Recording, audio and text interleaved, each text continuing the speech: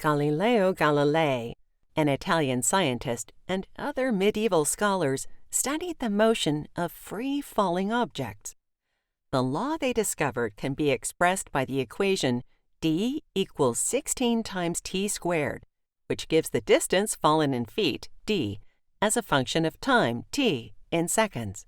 An object is dropped from a height of 576 feet.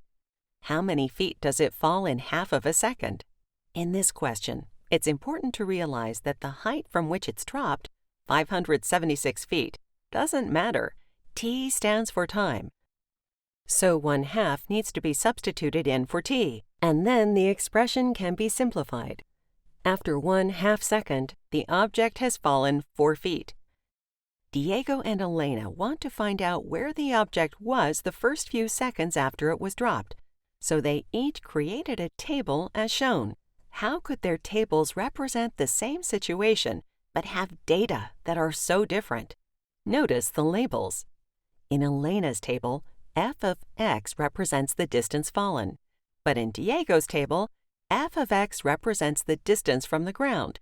Diego's table uses the data from Elena's table and subtracts each value from the initial height from which the object was dropped. The tables can be completed by continuing the pattern or using a rule. Elena's table uses the original expression 16 times t squared. Diego's table uses the original expression, but subtracts it from the initial height. The rule for Diego's table is 576 minus 16 times t squared.